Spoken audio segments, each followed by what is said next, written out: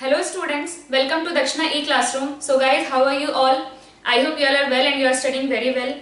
So now we'll be starting the next lecture of center of mass. In the last lecture, we had solved some problems related to conservation of linear momentum. And I had already told you that you will get lot of questions from conservation of linear momentum and very few questions from motion of center of mass, the first case, when the center of mass is at rest. So now again in this lecture, we will be solving some more problems on conservation of linear momentum. So write your next problem or draw the diagram for your next problem. So we have a mass of 1 kg and another mass which is attached with the spring. Its mass is 2 kg. And this complete system is kept on a smooth horizontal floor. It is moving in this direction with 4 meter per second and it is moving in this direction with 1 meter per second. K is equal to 50 Newton per meter. Then find out the maximum compression in the spring. Find out maximum compression in the spring. Find out maximum compression in the spring and velocity of the blocks. Velocity of the blocks at maximum compression.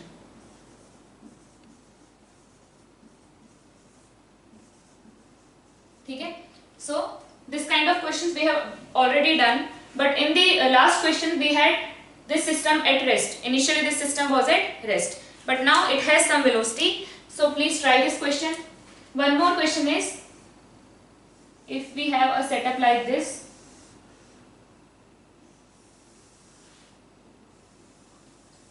and a block is released, a block of mass 2 kg, this block is of mass 8 kg, this block is released from this place, then we have to find out the velocity of both the blocks, when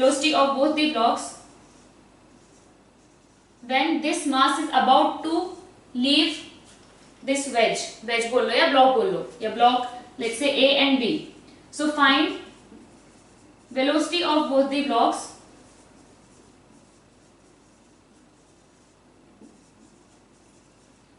when B is about to leave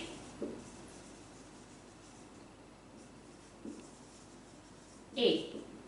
When B is about to leave A, then what will be the velocity of both the blocks and also kinetic energy of both the blocks. Clear? So we will be solving these two problems. So in first problem what we have, this mass is coming with 4 meter per second and this system is moving with 1 meter per second. The spring will be in natural length obviously. So this is moving with 1 meter per second, this is moving with 4 meter per second. So it is moving faster, it will come closer to this system and it will slowly compress the spring. And now at what condition the spring is going to have maximum compression? When it is going to have maximum compression? When both the blocks are moving with same velocity. Slowly it will compress the block, compress the spring, and then it will gain some more velocity, it will lose some velocity. At some instant they are going to have same velocity, they will move together for that particular moment. After that it will gain more velocity, it will lose more velocity, so it will have a greater velocity and then it will start moving faster, so compression will slowly start decreasing. So the moment when both the blocks have same velocity, at that moment the compression will be maximum. So what we are going to do, we are going to conserve the momentum between those two instants, when at the starting, at the moment when both the blocks have the same velocity. So now I am saying that both the blocks are moving with same velocity. This is the final picture. 1 kg, 4 kg, it is moving with V, this is also moving with V. This will happen just for a moment. After this, because there is a compression in the spring, its speed will increase, this is 4 kg, its speed will increase, its speed will decrease, and then compression will start decreasing. So conservation of linear momentum. So initial momentum is, P initial is equal to P final. Initial momentum is mass into velocity. So it is 4 into 1 plus 2 into 1. Clear? This is again light spring. So now P final will be 2 plus 1, 3 into V. This is the final momentum. So from here we can get the final velocity of the blocks. So it will be 6 divided by 3, so it is 2 meter per second. So both the blocks are going to move with V is equal to 2 meter per second at the maximum compression.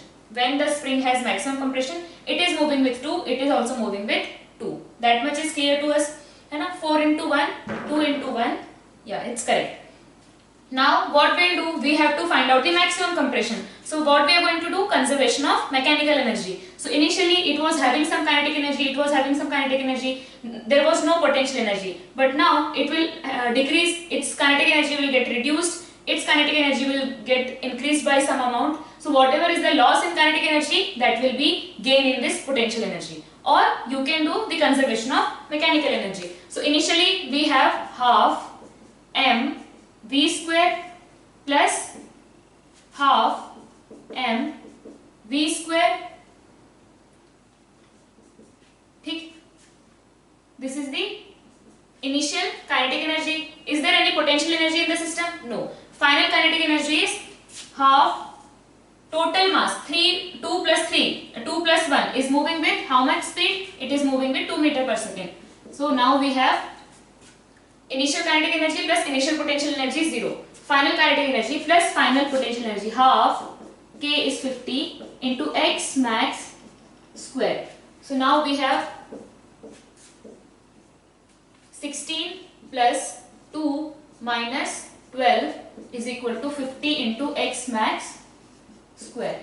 So now here we have 16 minus 10, so it is 6 is equal to 50 into x max square. So x max will be 6 divided by 50, root of 6 divided by 50. So this will be the maximum compression in the spring, under root 6 divided by 50. So basically what we are doing, we are using two concepts, conservation of linear momentum and conservation of mechanical energy. So first we are conserving the momentum because we know that net force in this direction is 0, and conservation of mechanical energy because there is no loss. Clear? Now in this question what we will do, again in this question, because this is smooth floor, when this block will move down, here we have a curvature. So because of this curvature, this block will be able to, let's say at this instant, it is going to get a normal from here, and because of this block, this wedge is going to get a normal here. So it will have a component in this direction, because of which this block will start moving in this direction, and because of this normal or component of this normal, है ना, समझ में आ रहा है ना ये चीज? At this part, body will be like this, so it is going to get a normal here. उसका component इधर आएगा, which will provide this block a velocity in this direction. और वैसे ही, because of reaction from this, it will get a normal reaction here, and उसका component इधर आएगा, जिसकी वजह से this wedge will gain a velocity in horizontal direction. So at the moment when this is going to leave, slowly ये नीचे ऐसे आया, फिर इसका direction change हुआ. यहाँ पे आप बोल सकते हो this part is a part of a circle. This part is a part of a circle, and it is getting a normal reaction from here, which is making this block to move in a circle. Centripetal force चाहिए. आप कहीं पे भी अगर आप circular path में जा रहे हो, you need a centripetal force towards the center of the curvature. So here in this part, this normal is providing the necessary centripetal force. So अब ये नीचे आया, इसका direction change हुआ velocity का. Now it is moving on this path. So let's say its speed is v. When it is going to leave this wedge, its speed is v, and in that time this wedge has gained a velocity v dash. Now we have two equations. Now we have two variables. We need two equations. So what we'll do, first will come from the conservation of linear momentum. Why? Because again these two forces, these two system or the bodies are acting force on each other, applying force on each other, but for complete system there is no net force in horizontal direction. अगर इस पूरे system को देखो, there is no friction and there is no other force. So net force in x direction is 0. We can conserve the momentum in the x direction. So first equation will come from conservation of linear momentum. Another equation will come from the conservation of mechanical energy. So now at this point, this block was released. So it has some potential energy at this point, and when it will come down, that potential energy will get reduced, and that potential energy will be used कहाँ? Kinetic energy of this block and kinetic energy of this block. हाँ, so हमें क्या चाहिए? यहाँ पे height भी चाहिए. So take this height as 10 meters. कितना है height? 10 meter है. तो अब हमें find out करना है कि what will be the velocity when it is leaving the wedge. सो क्या हम फाइंड आउट कर सकते हैं? यस। क्या यूज करना है? Conservation of linear momentum and conservation of mechanical energy. Very simple. So when this block is moving this और leaving this wedge, its speed is v। So initial condition क्या था कि भाई ये भी रेस्ट में था, ये भी रेस्ट में था, system was just released from the rest, तो ये भी सब कुछ यहाँ पे रेस्ट में था, तो initial momentum of centre of mass is 0, p initial is 0। हम x डायरेक्शन की बात कर रहे हैं।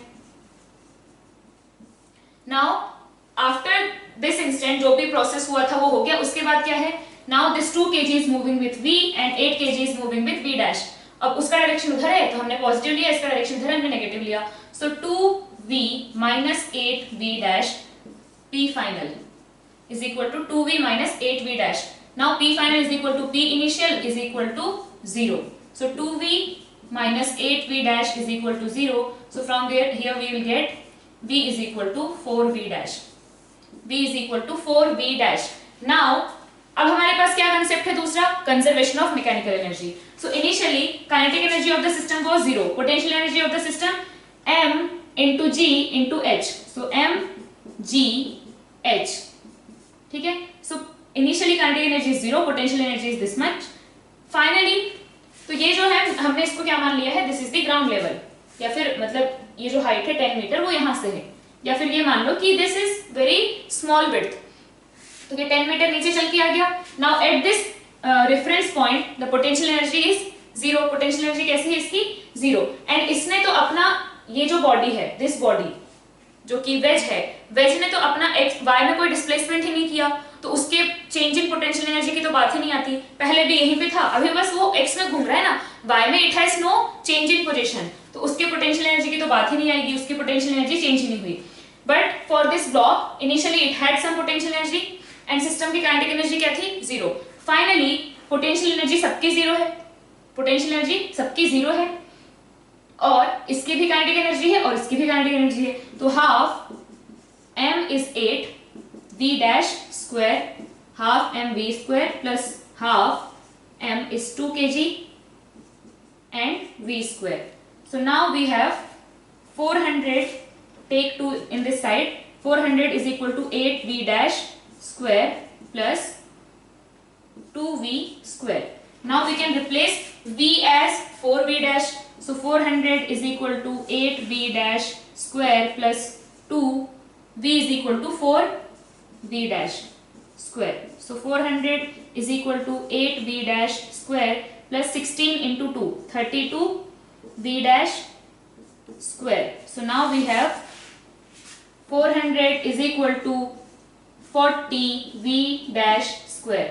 So now we are getting v dash square is equal to 10. So v is equal to v dash is equal to root 10. So v dash its velocity will be root 10, 3 point something, 3.14 बोल सकते हो आप, equals to almost equals to pi, क्योंकि आपका root of 10 pi के equal होता है, ठीक है। तो यहाँ पे v dash आगे कितना? Equals to 3.14 and v is equal to v dash is equal to आ गया root 10 and v is equal to आ गया 4 root 10.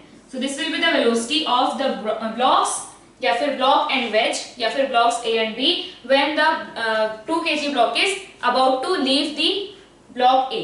Clear है? So this will be the velocities of the block. We can find out kinetic energy, half mv square, half mv square. Kinetic energy find out कर सकते हैं. Clear है? तो दोनों चीज आ गई हमारे पास, kinetic energy and their velocities. So now let's see the next problem. So we have a platform of mass 4m and 2 persons are standing on this platform, both are of mass m and this complete system is kept on a smooth horizontal floor. This complete system is kept on a smooth horizontal floor. Now find out first speed of cart when this is man A, this is man B. When A jumps from cart with speed v with respect to cart. Next, find speed of, या फिर same ही चीज को repeat करो। पहले क्या करना है? Find when A is jumping out from the cart with speed v with respect to cart, and then after this has happened, now find out the speed when B has also jumped from the cart. Find velocity of cart when B has also jumped from the cart. So first A will jump, this cart will gain some velocity. After that B will jump, then this cart will again gain some velocity. So we have to find out both the velocity and both the cases. Clear? And after that, do one more problem. If a man is standing on this plank of mass 4m, this is again smooth. If it is moving with speed 4 meter per second in this direction towards the other end of the plank, then find speed of the plank. If the man starts moving with 4 meter per second speed on the plank, then what is the speed of the plank? This is the next question. And then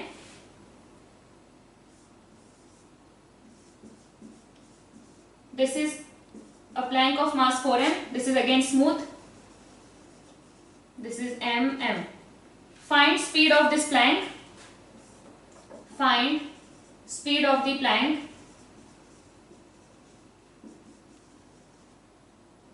when both men jump out from the plank.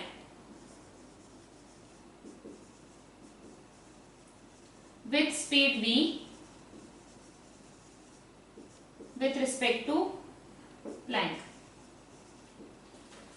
Now one thing to be noted is that whenever they are saying speed with respect to plank, बहुत सारे लोग शायद confuse हो गए होंगे या उन्होंने ऐसा सोच लिया होगा कि पहले ये लोग जंप करेंगे फिर it will gain the velocity. Just take example of only one man on the cart. तो पहले जो मैन है वो जंप करेगा v से, फिर कार्ट वेलोसिटी गेन करेगा. It's like action reaction. No, ऐसा नहीं है ना. यहाँ पे क्या हो रहा है कि भाई velocity of let's say this system doesn't have any velocity initially. This centre of mass, this system is at rest, है ना. तो इसके पास कोई वेलोसिटी नहीं है. तो as soon as the person will jump, उसी टाइम पे एट द सेम टाइम ये इधर भागेगा, ये इधर भागेगा. इट्स नॉट लाइक एक्शन और फिर रिएक्शन. वो साथ में हो रहा है ना. जैसे इसने जंप किया इधर, तो जैसे इस पे फोर्स लगेगा F इधर, eight the same time the reaction force will act on this system. अगर ये इस पे अगर देखो तो ये क्या करेगा, इसकी वजह से इस पे फ्रिक्शन फोर्स लगा या इसने फ्रिक्शन फोर्स लिया उससे टू वॉक, इसने इससे फ्रिक्शन फोर्स लिया. At the same time friction is acting on this plank ना. तो जैसे ये V से चलना शुरू करेगा तो ये V डैश से सेम टाइम पे चलना शुरू करेगा. ऐसा नहीं कि पहले एक चलेगा फिर दूसरा चलेगा. ठीक है. तो यहाँ पे क्या बोल रहा है कि भाई when we are talking about the velocity with respect to cart, जैसे हमने पिछले क्वेश्चन में क्या लिया था कि man is jumping with this much velocity with respect to initial velocity of cart, with respect to final velocity of cart, with respect to ground. So हमने वो सारे केसेस किए थे. So जब आपके पास सिर्फ इतना बोले कि with respect to cart, with respect to cart मतलब क्या हुआ कि cart जो है, जैसे ये अगर v स्पीड से इधर जंप करता है, यहाँ एक ठीक है, एक मैन वाला कंसीडर करो कि एक मैन, ये जो आदमी है यहाँ पे नहीं है, B ओनली A है. तो ये अगर B से इधर जंप कर रहा है तो उसी टाइम पे the cart will have velocity V dash. ठीक है. ऐसे ऐसे जंप करके, ऐसे धक्का लेकर के फिर वो जंप करेगा ना, ऐसे धक्का देके जंप करेगा. So this will have, when it is going to have velocity V, इसके पास V डैश वेलोसिटी है. तो जब ये जंप करेगा, and when we are saying with respect to cart, इसका मतलब जब उसने V से जंप करने की कोशिश की, ऑलरेडी इसके पास V डैश है ना, इसके पास V है, इसके पास V डैश है. So when we are saying with respect to cart, इसका मतलब है with respect to final velocity of cart, with respect to final velocity of cart, जो कि ये जो प्रोसेस हो रहा है V से व्हेन इट इज जंपिंग, तो eight the same time it is gaining a speed V dash. तो अब वो सेम इंस्टेंट पे है, इसके पास V, इसके पास V डैश. तो ये जो V हम अगर बोल रहे हैं कि if it is jumps from the cart with speed V with respect to cart, मतलब वो कार्ट के रिस्पेक्ट में, अब कार्ट V डैश से चलने लगा तो उसके रिस्पेक्ट में वो V से जंप कर रहा है.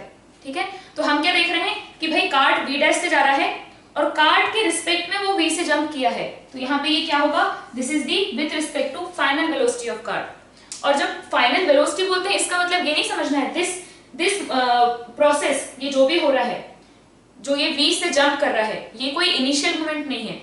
ये खुद फाइनल मोमेंट में आता है। जब आप p initial is equal to p final लिखते हो तो p इनिशियल में आप क्या लिखते हो, momentum is equal to 0, and p final में आप क्या लिखते हो, mv प्लस 4mv डैश, या mv plus 4m minus 4mv dash, because v dash is in this direction. ठीक है, तो प्लस माइनस तो वो कर लेंगे हम लोग, लेकिन आप जब p फाइनल लिखते हो तो आप क्या लिखते हो, इसका मोमेंटम प्लस इसका मोमेंटम, यही लिखते हैं ना हम। So this is happening at the same time.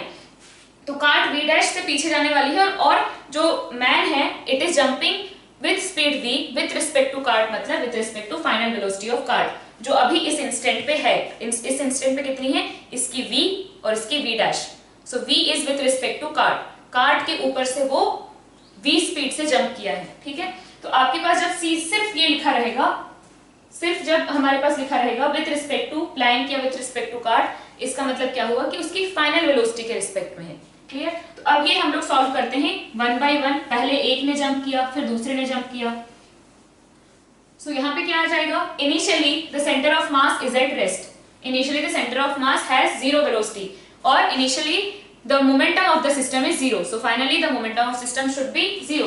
So simply what we are using, p initial is equal to p final. So यहाँ पे क्या है, initial momentum is 0, in all these three cases initial momentum is 0. Finally पहला case when a has jumped, so now a has jumped, तो हमने मान लिया कि कार्ट की वेलोसिटी v डैश है। जब a जंप कर रहा है तो कार्ट की वेलोसिटी क्या है, v डैश। डेफिनेटली इधर होगी, ये अगर इधर जंप कर रहा है तो इधर होगी, बिकॉज क्या करना है, कंपनसेट करना है जो भी चेंज इन मोमेंटम आया। सो a has jumped, velocity of cart is v dash. So now velocity of a with respect to cart is how much, it is v, and velocity of cart is v dash in this direction, तो हम क्या लिखेंगे, minus v dash, है ना, v dash in this direction। तो velocity of a कितना आ जाएगा actual में, velocity of a with respect to cart plus velocity of cart, so velocity of a with respect to cart is v and velocity of cart is minus v dash. So now its velocity of a with respect to ground is how much, v minus v dash. Now we are going to conserve the momentum, so initial momentum 0 है, is equal to final momentum is equal to how much, m into v minus v dash. The velocity of a is v minus v dash, so m into v minus v dash plus now this system, अब ये तो बाहर आ गया, ये तो कहाँ आ गया, it is moving with v speed in this direction. Now this complete system, because b is still there on the plank or still there on the cart, so now b plus this plank system is moving with v dash. So now we have 4m plus m, 5m into v dash, and because this v dash is in this direction, that's why I am taking minus. ठीक है, अब ये आपके ऊपर depend करता है, मैंने यहाँ पे डिसाइड कर लिया भाई v dash is a value and it is having direction in this way. अगर आपको डायरेक्शन जब पता नहीं होता है तब हम क्या करते हैं, हम रैंडमली ले लेते हैं कि भाई इस साइड है वो अपने आप पॉजिटिव है नेगेटिव आ जाएगा। सो अभी मैंने डिसाइड कर लिया कि v dash is in this direction, इसलिए मैं माइनस लेके चल रही हूँ। तो अब यहाँ पे क्या आ जाएगा, it is 0, पहले तो m को कैंसिल कर दो, so now we have v minus v dash is equal to minus 5 is equal to 5v dash. so यहाँ से हमारे पास आ गया v dash is equal to v by 6, v dash is equal to v by 6. So first case when a has jumped, velocity of cart is how much, v by 6. After a has jumped, velocity of cart is how much, v by 6, v by 6. Now अब हमें क्या find out करना है, अब a का काम खत्म, a is out of the system, now we have b in the system, b plus plank. So now second part is when b is jumping out from the plank. So when b is jumping, already the cart has a velocity in this direction, already the cart has velocity in this direction. So now I am saying कि after b has jumped, अभी system क्या है, initially the system has some momentum, कितना, 4m plus m, 5m into v dash, where v dash is how much, v by 6. So cart plus man system is moving with v by 6 velocity in this direction. Now v is jumping, now b is jumping with v speed with respect to cart. Now b is jumping with speed v with respect to cart. So with respect to cart मतलब अब क्या होगा, v/6 से चल रहा है system. Now when b will jump it will have another velocity, उसको हमने बोल दिया v'. तो जब b जंप करेगा, व्हेन b विल जंप, तो यहाँ पे क्या आ जाएगी, हमने मान लिया कि कार्ट की जो नई वेलोसिटी बनी वो है v'. So now velocity of b with respect to cart is v. It means and velocity of cart is now v'. Final velocity of cart है ना, उसके रिस्पेक्ट में है. तो हमारे पास आ जाएगा velocity of b is equal to velocity of b with respect to cart plus velocity of cart. So now we have v' in this direction. So velocity of b with respect to cart is how much? It is v. Velocity of b with respect to cart is v and velocity of cart is minus v'. So the actual velocity of b is v minus v'. Now again p initial is equal to p final करना है हमें. So initial momentum क्या है? Initially the system was having v/6 velocity in this direction. So initially 4m plus m 5m into minus v/6 because velocity is in this direction is equal to p final. So this is moving with m into, it is moving with how much velocity? v minus v'. Plus this system. Now this is out of the plank. This is moving with v'' velocity. So 4m into minus v'. So now again we'll get minus 5v/6 is equal to v minus v' minus 4m v 4v'. So now we have minus 5v', and when it will come in this side, when we'll take this v in this side, we'll get minus 11v/6. Minus minus will get cancelled. So we have v' is equal to 11v divided by 30. So this is the final velocity of cart. So what happened? So first a has jumped, and when a has jumped, the cart has gained a velocity v' is equal to v/6. And when the b has jumped, so v' is 11v/6. So the final velocity after everything has happened, final velocity of the cart is 11v/30 after both a and b have jumped out of the cart one by one. Now I will solve this problem just after this. So we have got v' is equal to 11v/30.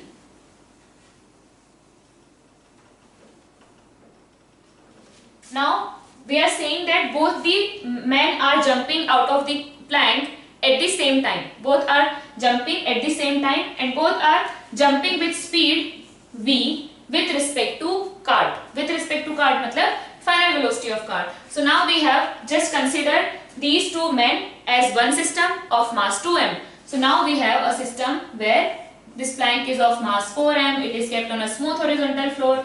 A man of mass 2m. It is jumping out of the cart with speed v with respect to cart. So we have velocity of, let's say, p. Velocity of p with respect to cart is v. So velocity of p is equal to velocity of p with respect to cart plus velocity of cart.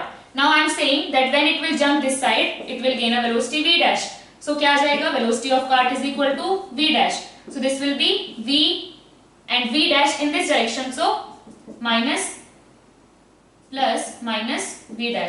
So अगर यहाँ पे हम vector लिख रहे हैं तो ये vector क्या आ जाएगा? माइनस v', क्योंकि v' is a value. v' is a value and the cart is moving in this direction. So velocity vector क्या आ जाएगा? Minus v'.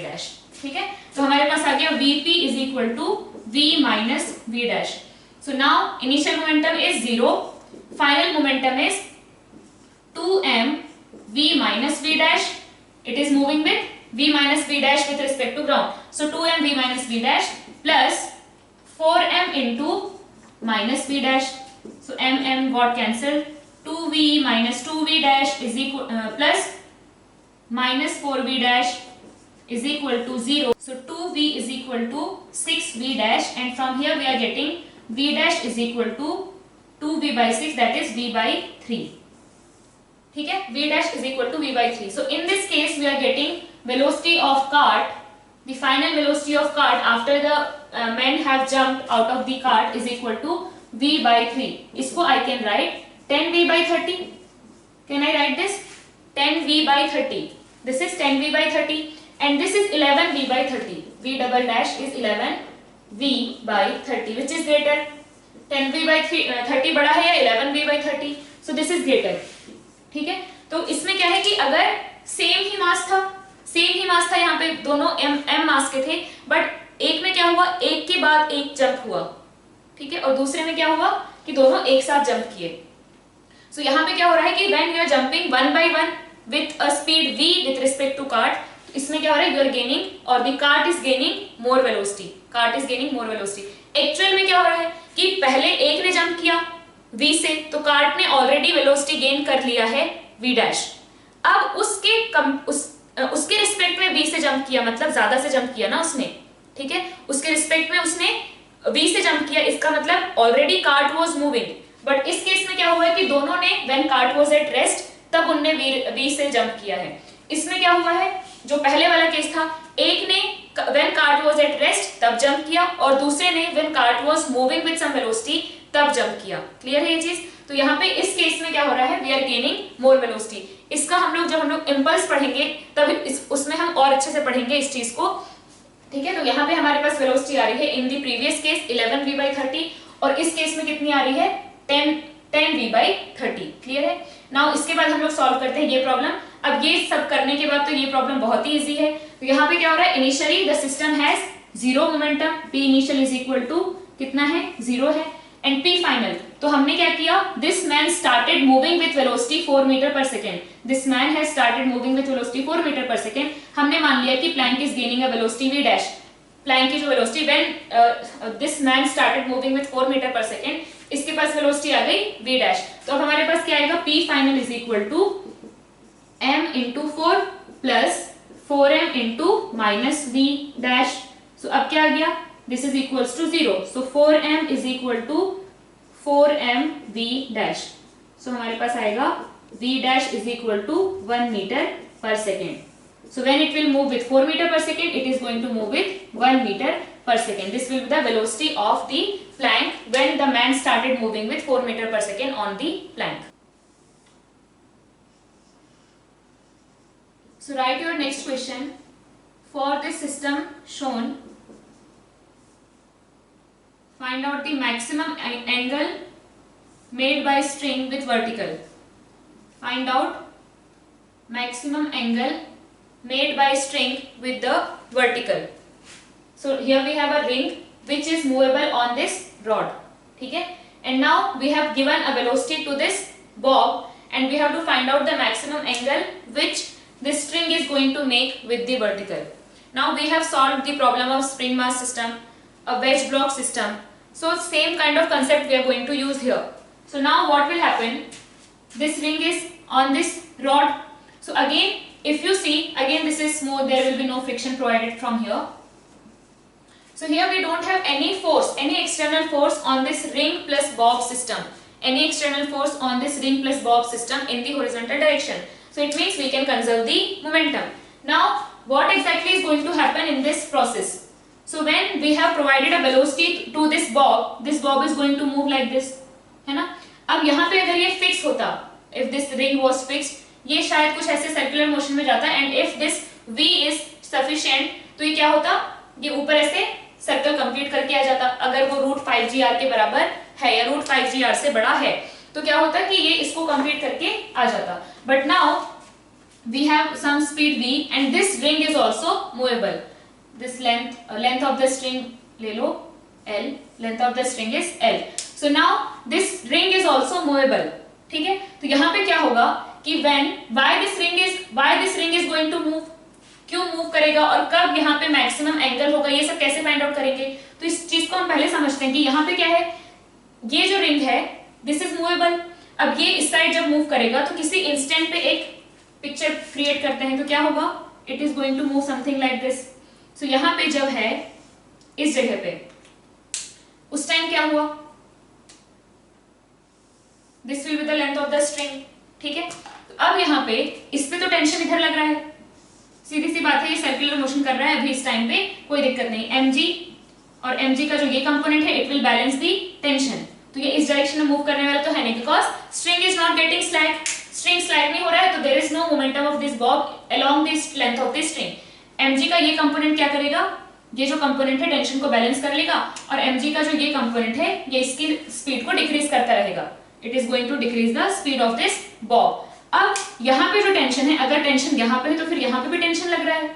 नाउ टेंशन का एक कंपोनेंट इधर आएगा, टेंशन का एक कंपोनेंट इधर आएगा, यहाँ से जो कंपोनेंट आएगा यहाँ से नॉर्मल मिलेगा, mg मिलेगा।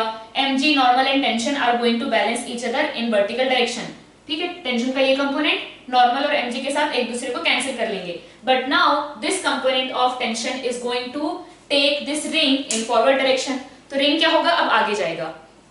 कब तक आगे जाएगा, जब तक इस स्ट्रिंग में टेंशन होगी, जब तक इस स्ट्रिंग में टेंशन होगी वो आगे जाएगा। जैसे हमने क्या देखा था कि जब हम स्प्रिंग ब्लॉक सिस्टम की बात कर रहे थे, तो जब तक उनके वेलोसिटी में डिफरेंस है, जब तक उनके वेलोसिटी में डिफरेंस है तब तक क्या होगा, वहां पे कंप्रेशन होता रहेगा, बिकॉज एक फास्ट जा रहा है एक स्लो जा रहा है, एक फास्ट जा रहा है और एक स्लो जा रहा है, तो यहाँ पे क्या होगा, कंप्रेशन होता रहेगा। जैसे दोनों सेम स्पीड से चल रहे हैं, at that moment there will be no compression और नो एक्सटेंशन। फिर उसके बाद क्या हुआ, जैसे ही speed of this block is higher, speed of this block is lower, at that moment slowly the compression will start decreasing. अब यहाँ पे क्या है, because initially this bob has some velocity, इसके पास कुछ वेलोसिटी है, इसके पास कोई वेलोसिटी नहीं है। So now what will happen, this Bob is moving in this direction. अब ये इधर जा रहा है तो यहाँ पे क्या होगा, टेंशन क्रिएट होगी इस स्ट्रिंग में, मतलब टेंशन तो अभी भी है ऑलरेडी, और इस पे हमेशा क्या लग रहा है, नीचे mg, यहाँ पे भी है तो नीचे mg लग रहा है, यहाँ पे भी जाएगा तो नीचे mg लगेगा। तो अब यहाँ पे क्या है, because tension is there in this string, ये टेंशन इसको, टेंशन की वजह से स्ट्रिंग को इधर खींचेगा। So now slowly this ring will start gaining some speed, slowly this ring will start gaining some speed. अब धीरे धीरे क्या होगा, ये इधर, ये भी इधर शिफ्ट हो रहा है, ये भी इधर शिफ्ट हो रहा है। नाउ जब तक हमारे पास जो बॉब की जो स्पीड है, जब तक बॉब की स्पीड ज्यादा रहेगी, बॉब की स्पीड जब तक ज्यादा रहेगी तो ये आगे जाएगा और ये स्लोली चलेगा, ये आगे जाएगा स्लोली चलेगा, तो क्या होगा, एंगल बढ़ता रहेगा, because it is moving faster. String can not get extended, तो ये तो धीरे धीरे आ रहा है, इसको फास्ट जाना है तो ये अपना आगे निकलता जाएगा, ये ऊपर पहुंच जाएगा। सो स्लोली अगर स्पीड इसकी कम है इसकी ज्यादा है तो क्या होगा, एंगल बढ़ता रहेगा, इसकी स्पीड कम इसकी स्पीड ज्यादा, तो एंगल क्या होता रहेगा, बढ़ता रहेगा। देखो एंगल इतना हो गया है ना, एंगल जब इस जगह पे रिंग आ गई है तो एंगल कितना हो गया है, यहाँ पे है बॉब, तो now angle is this much, initially angle छोटा सा था। So if the speed of bob, the moment up to the moment when speed of bob is greater than speed of ring, this angle will increase. ठीक है, तो कब तक angle increase होता रहेगा, जब तक स्पीड इसकी ज्यादा है। अब स्लोली यहाँ पे क्या हो रहा है, it is losing its speed, because mg का जो एक कंपोनेंट है वो उसकी स्पीड को कम कर रहा है, तो slowly the speed of bob is decreasing and speed of ring is increasing. तो एक मोमेंट डेफिनेटली आएगा when both are going to move with same velocity. तो जब दोनों सेम वेलोसिटी से जाएंगे तो ऐसे चलेंगे, दोनों जब सेम वेलोसिटी से जाएंगे तो string will be something like this, और यहाँ पे रिंग है, यहाँ पे बॉब है, दोनों ऐसे चलेंगे। So after at that moment the angle is not going to increase, जब तक इसकी स्पीड ज्यादा है एंगल बढ़ेगा। फिर जब दोनों की स्पीड सेम है तो ऐसे चलेंगे, दोनों की हॉरिजॉन्टल में स्पीड सेम है तो दोनों ऐसे चलेंगे, एंगल इंक्रीज हो रहा है क्या, नहीं हो रहा है।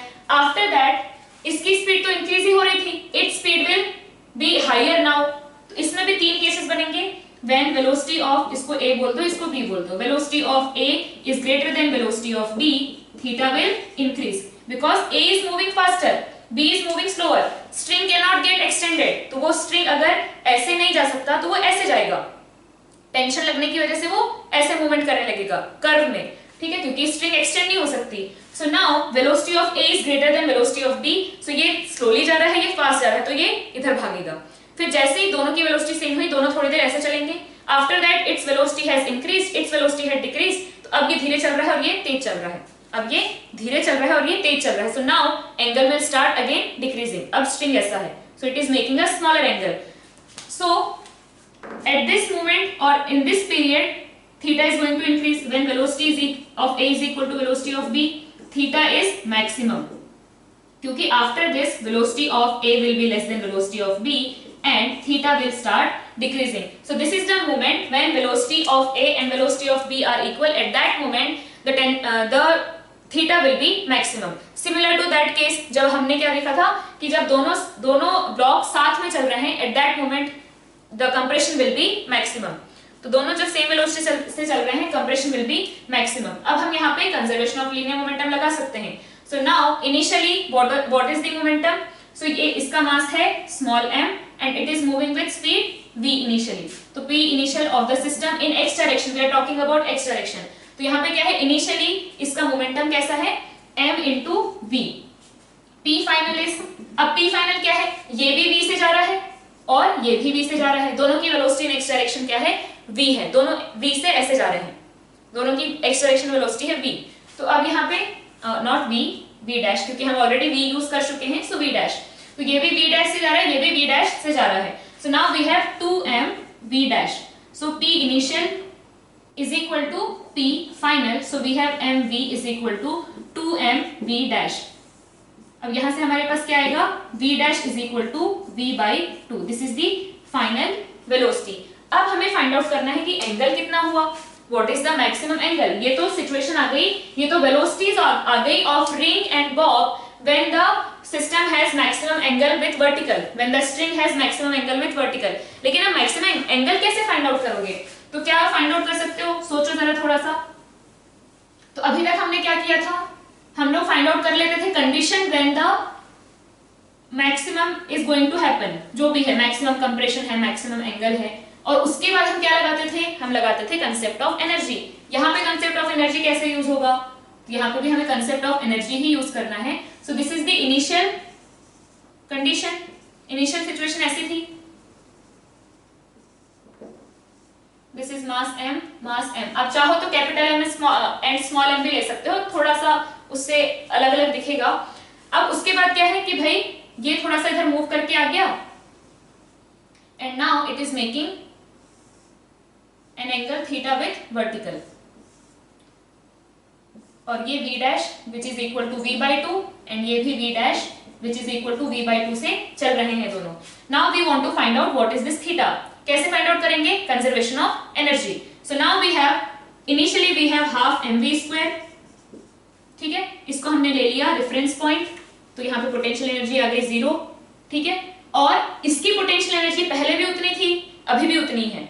तो ठीक है, लिख लो. अगर आप पोटेंशियल एनर्जी ऑफ रिंग, तो plus potential energy of Bob plus potential energy of ring, क्योंकि कुछ ना कुछ हाइट पे तो है ना, ये कितनी हाइट पे है, l हाइट पे है यहाँ से. तो क्या आ जाएगा, इसकी भी पोटेंशियल एनर्जी आएगी. मान लो मैंने लिख लिया m g and l. Potential energy of bob तो 0 है, तो हटा ही देते हैं. तो plus m g l, this is the potential energy of ring, is equal to, finally हमारे पास क्या सिचुएशन है, फाइनली केस ये है कि this is moving with v by 2, this is moving with v by 2. तो half 2m into v by 2 square kinetic energy final plus potential energy. तो अब यहाँ पे पोटेंशियल एनर्जी क्या है रिंग की, अभी भी mgl, वो तो कहीं चेंज नहीं किया उसने y लोकेशन. इसलिए हम क्या करते हैं, जब कोई अपनी जगह से नहीं मूव किया होता है in y direction, we directly exclude that part, हम डायरेक्टली इसको हटा देते हैं. इसकी पोटेंशियल एनर्जी है बट भाई उसने चेंज ही नहीं किया, तो फाइनली भी उतनी थी, इनिशियली भी उतनी थी, कैंसिल हो जानी है. So we just directly exclude that. तो यहाँ पे आपको ये mgl लिखने की जरूरत नहीं है, बाकी लिख लो, नेक्स्ट स्टेप में रिमूव कर देना. So now we have half mv square is the initial velocity, initial kinetic energy, half 2m v by 2 square is the final kinetic energy, and now this has gained some potential energy. इसके पास कुछ potential energy आ गई है, तो कितनी height पे पहुंच गया है ये, at this height. So this length is l, ये तो length of the string है, so ये है l cos theta, this is l cos theta. So ये कितना बचा, this total is l, this is l cos theta, so this length is l minus l cos theta. So mgl 1 minus cos theta. So from here we can write v square by 2 minus v square by 4 is equal to gl 1 minus cos theta. So v square by 2 minus v square by 4 is v square by 4 is equal to gl 1 minus cos theta, and cos theta हमारे पास क्या आ जाएगा, cos theta is equal to v square by 4gl 1 minus v square by 4gl। क्या आ जाएगा v square by 4gl और फिर cos को इधर लेके जाओ, इसको इधर लेके जाओ, so cos theta is equal to 1 minus v square by 4gl। अब यहाँ पे अगर आपके पास आपको वैल्यूज दी रहेंगी, v की वैल्यू, l की value, you will be able to find out the angle. Clear है? सो ये एक और प्रॉब्लम थी of conservation of linear momentum. So what we have got, cos theta is equal to 1 minus v square by 4gl. Now next question is, we have a system of particles A, B, C and D. All 4 particles are identical of mass m. Now all are moving towards the center of this square. All are moving with speed v towards the center of this square. So write down the question. After collision at the center, A comes to rest. After collision at the center, A comes to rest. B retraces its path. C has velocity equals to v by root 2 minus I cap. C has velocity v by root 2 minus I cap. Find velocity of D. Find velocity of D.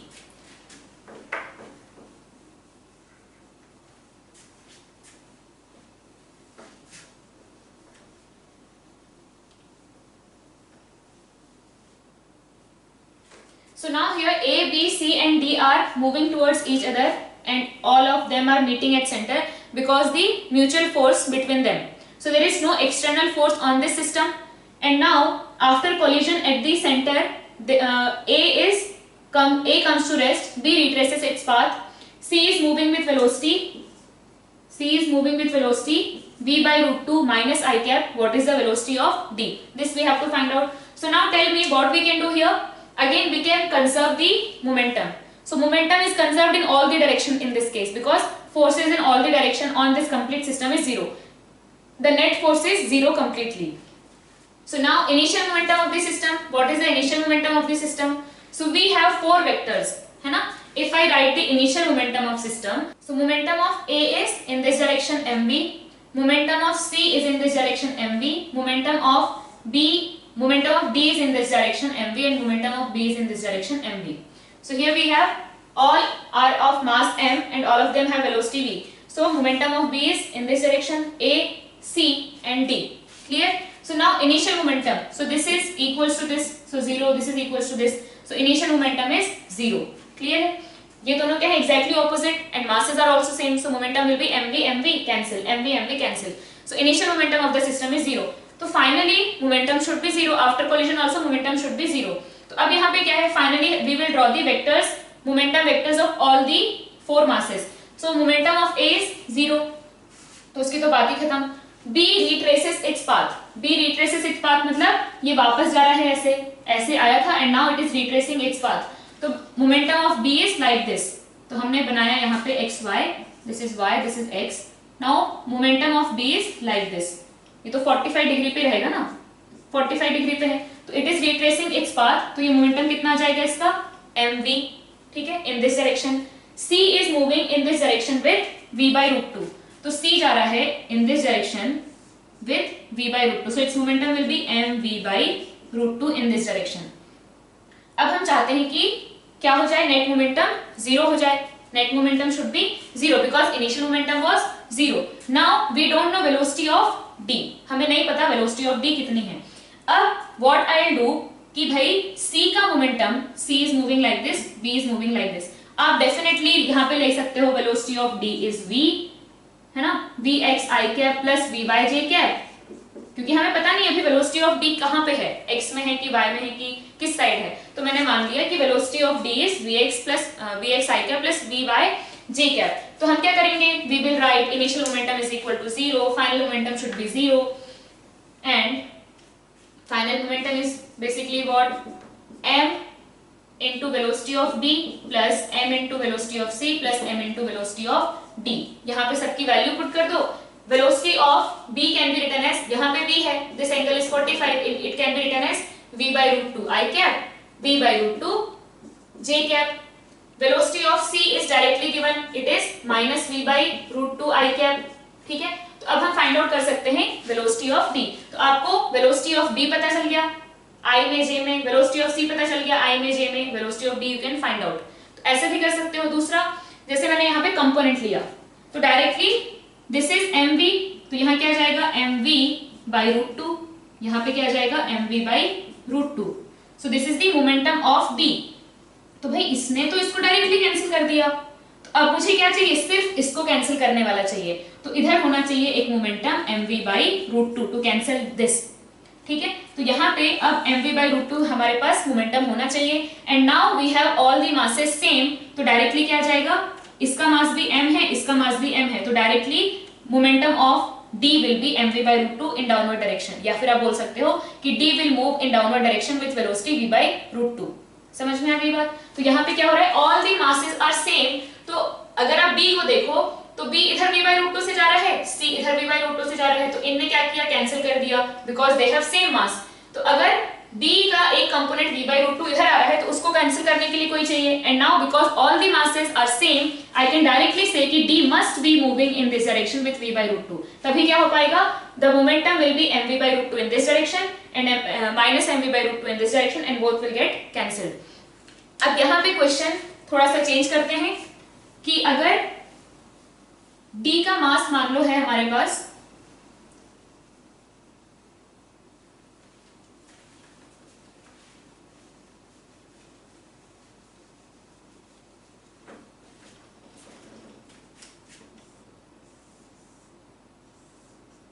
this is m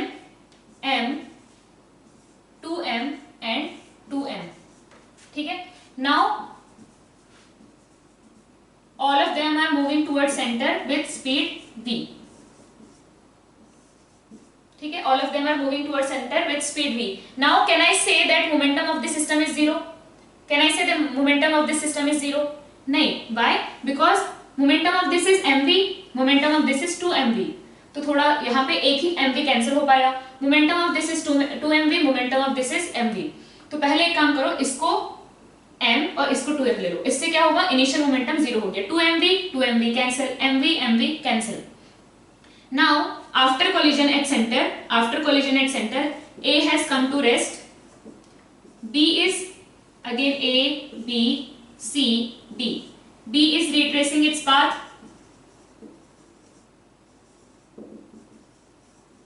c is moving with -v/√2 I cap। Find velocity of d, find velocity of d। so now what we have, p initial is equal to 0, initial momentum is 0, mv 2mv, p final, so p final I will draw the vectors again। so now we have a is at rest, b is retracing its path, तो इधर हमारे पास क्या आ गया, 2mv, ये अपना path retrace कर रहा है, तो ये v से 2m मास का v से जाएगा, तो इसका मोमेंटम क्या आएगा, 2mv। ठीक है, इन this direction. c is moving with -v/√2, तो c आ जाएगा इधर -mv/√2, momentum of c is this much. अब हमारे पास क्या है, यहाँ पे है, यहाँ पे okay, now we don't know the momentum of d, momentum of d हमें पता नहीं है, बट हमें इतना पता है कि this plus momentum of d should equate to 0। so now इसके कंपोनेंट्स क्या जाएंगे, here we will have 2mv/√2 and here we will have 2mv/√2। ठीक है, तो अब कितना कैंसिल हुआ, 2mv/√2 and mv/√2, एक mv/√2 इधर बच गया, एक mv/√2 इधर बच गया और एक 2mv/√2 इधर बच गया। so now we have net momentum remain in the system is equal to this much, ये कैंसिल हो जाना चाहिए बाय d। तो अब इसका मतलब कि जो मोमेंटम ऑफ d है वो कितना होना चाहिए, इसके exactly opposite. So momentum of d m into velocity of d must be equal to, इसके बराबर होना चाहिए in negative direction. So mass of d is 2m, mass of d is 2m, so 2m into vd should be equal to this, इसी के equal होना चाहिए but in negative direction. तो जो d का जो मोमेंटम है it should be equal to negative of this momentum, तभी क्या कर पाएगा, वो इस मोमेंटम को कैंसिल कर पाएगा and we will get the initial momentum 0, final momentum 0.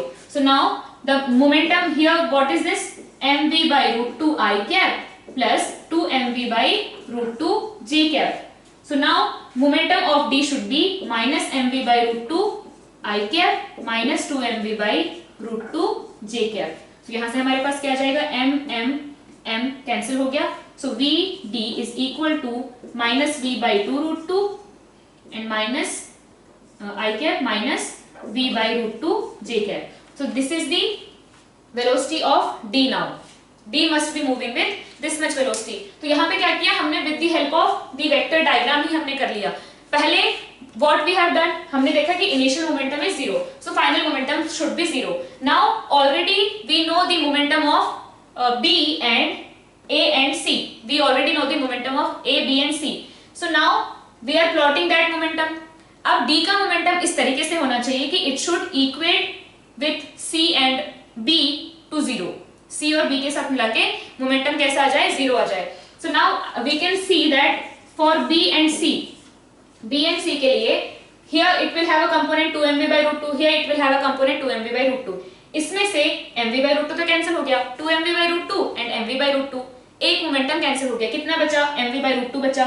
y में कितना बचा, 2mv by root 2 बचा. So now the net momentum of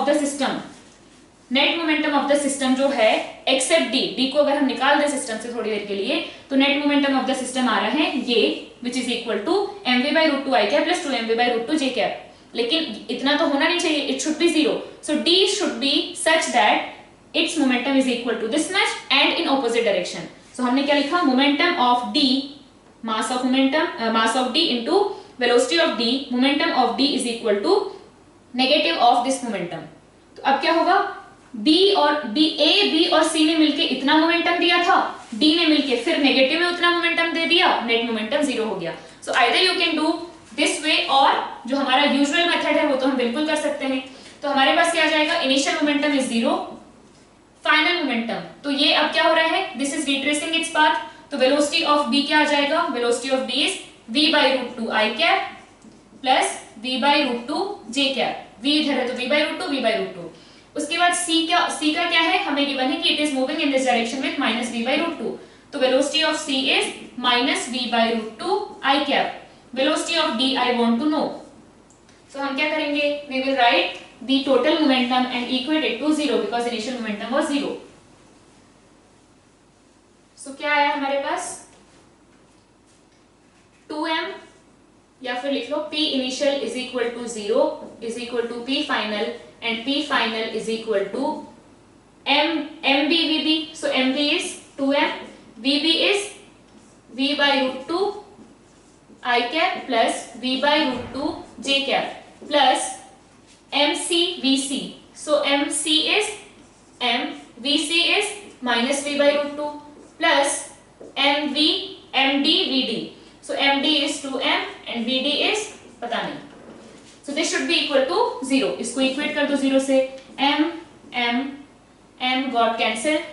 ठीक है, so हमारे पास क्या आ जाएगा, Vd या फिर 2Vd is equal to, take all of them in this side. So now we have minus 2m minus 2v by root 2 I cap plus v by root 2 I cap minus 2v by root 2 j cap.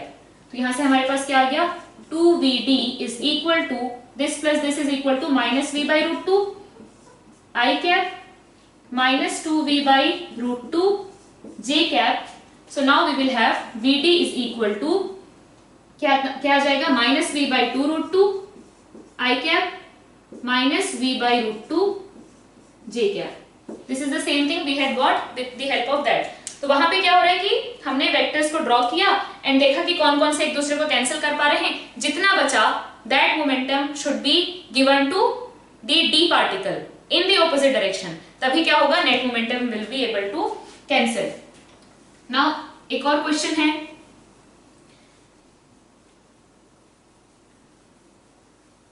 we have a stone or a ball, we can say, of 3m mass. Now it got exploded into three parts, m. This has come to rest. This is moving with speed 10 meter per second at an angle 37 degree with horizontal. Then find out the velocity of third part.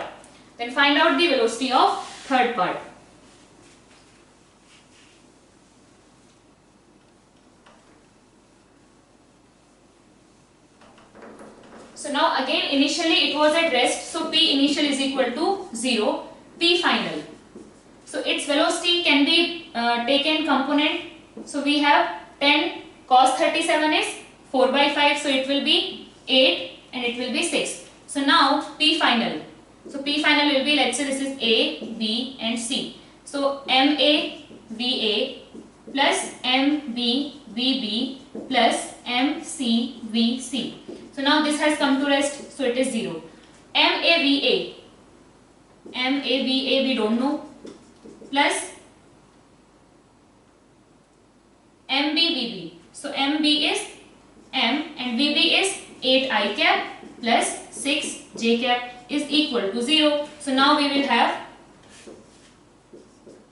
VA is equal to minus 8I cap minus 6J cap.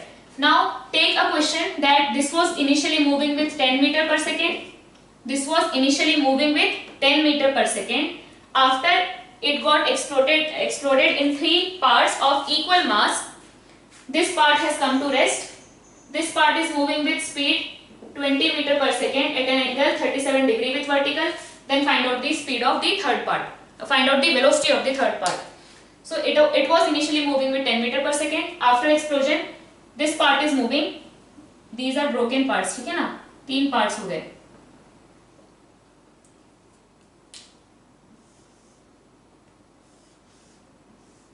So after explosion, this has come to rest. This is moving with 20 meter per second at an angle 37 degree with horizontal, and find out the velocity of the third part. Clear? So now we'll see next type of problem, which is bullet gun problem, जिस पे question काफी आते हैं. काफी मतलब बाकी से जितने आते हैं उतने इससे भी आते हैं. This is also a type of problem जो कि अच्छा है. सो यहाँ पे हम लोगों ने केस देखा है कि when bullet is fired from the gun तो कैसा होता है, रिकॉइल होती है, तो उसको हम रिकॉइल वेलोसिटी भी बोलते हैं. सो यहाँ पे क्या है कि initially let's say we have a gun जो कि बढ़िया अपने रेस्ट में है, ठीक है, और फिर हमने क्या किया, यहाँ से एक बुलेट को फायर किया. सो इनिशियली गन यहाँ पे है रेस्ट में, और फिर एक बुलेट फायर किया and this bullet is moving with speed v, और इसका रिकॉइल वेलोसिटी है v डैश. सो इन्हीं के बीच में हमें रिलेशन देखना है, ठीक है. तो अब यहाँ पे क्या है, initially gun was at rest, तो अब क्या होगा, p initial is equal to 0. So p final must be equal to 0, क्योंकि अब यहाँ पे क्या हो रहा है, again we have no net force on the bullet gun system in horizontal direction. कोई उन पे एक्सटर्नल फोर्स नहीं है, जो भी फोर्स है वो इन दोनों के बीच का है. जब वो गन से जब फायर होगी बुलेट तो उनके बीच में कुछ ना कुछ फोर्स तो रहेगा ही ना, but that is internal for bullet gun system. तो बुलेट गन सिस्टम के लिए that is internal force, so we can conserve the momentum in the x direction. So now what I can write, initial momentum is 0, final momentum must be 0. So final momentum actual में क्या है, इसका मास अगर हमने small m, इसका mass capital M ले लिया तो mv minus mv dash capital M. Why? Because mv, v is in this direction and recoil velocity v dash. तो v dash again it's a number and हम direction पहले से बोल रहे हैं, it is in this direction. तो क्या आ जाएगा, p final is equal to this much. So now I can write this is equal to 0. तो I can write mv is equal to mv dash. Clear है ये चीज.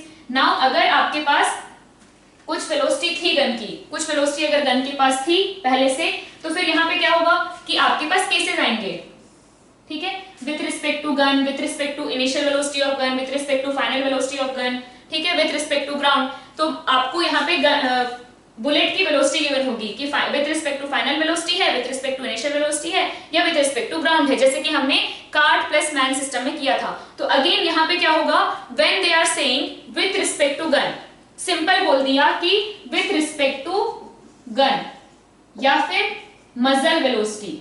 यहाँ पे एक नया टर्म आता है मजल वेलोसिटी. इसका मतलब क्या है, इन दोनों का मतलब है कि with respect to final velocity और final recoil velocity of gun, with respect to final recoil velocity of gun. ठीक है, तो यहाँ पे जब आपको विथ रिस्पेक्ट टू गन बोला या मजल वेलोसिटी बोला, तो मजल वेलोसिटी का मतलब ही होता है, मजल वेलोसिटी मतलब velocity of bullet, velocity of bullet with respect to final या फिर recoil velocity of gun. Muzzle velocity लिख लेंगे, it is the velocity of bullet with respect to final velocity और रिकॉइल वेलोसिटी ऑफ गन। ठीक है, तो यहाँ पे अब क्या ले रहे हैं हम लोग, पहले हम लोग केस ले लेते हैं कि भाई initial velocity of gun is, यहाँ पे गन रेस्ट में नहीं है, अब इसकी कुछ वेलोसिटी है मान लो v1, इसकी वेलोसिटी कुछ है v1। तो अगर आपको बोला कि द मजल velocity of bullet is v, इसका मतलब एक्चुअल वेलोसिटी बुलेट की क्या हो जाएगी, velocity of bullet with respect to ground, मतलब एक्चुअल वेलोसिटी ऑफ बुलेट कितना हो जाएगा, velocity of bullet with respect to gun that is muzzle velocity plus final velocity of gun, final recoil velocity of gun. तो अब हम क्या बोल रहे हैं कि भाई initially the gun has velocity v1, फिर क्या हुआ, इसने फायर किया, मजल वेलोसिटी v थी, and finally recoil velocity of the gun was v dash, recoil velocity of gun was v dash.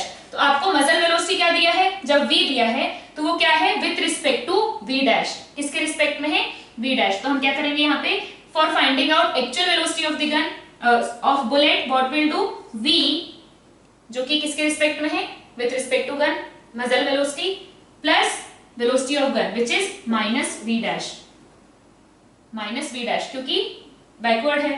तो अब यहाँ पे क्या आ गया, हमने बैकवर्ड ले लिया, अगर हमने गलत माना है, जैसे अब आप दौड़ते हुए, ये इसका मतलब क्या है कि आपकी गन के पास कुछ वेलोसिटी, इसका मतलब क्या है कि मान लो कोई सोल्जर है जो दौड़ते हुए फायरिंग कर रहा है, ठीक है, तो it means that soldier has some velocity already, तो गन की कुछ वेलोसिटी है ऑलरेडी, तो उस केस में हो सकता है गन आगे बढ़े पीछे बढ़े, हमें नहीं पता, जो एक्चुअल वेलोसिटी गन की आएगी वो हमें नहीं पता। तो मान लो मैंने माना कि इस साइड आया, अब अगर मैंने गलत असम्पशन लिया है तो वो अपने आप नेगेटिव आ जाएगा।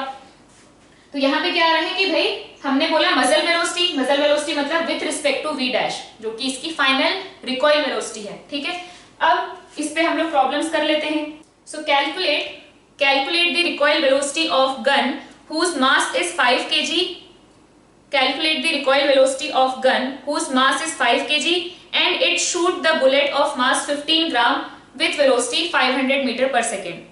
Calculate the recoil velocity of gun whose mass is 5 kg and it shoots the bullet of mass 15 gram with muzzle velocity 500 meter per second. With muzzle velocity 500 meter per second.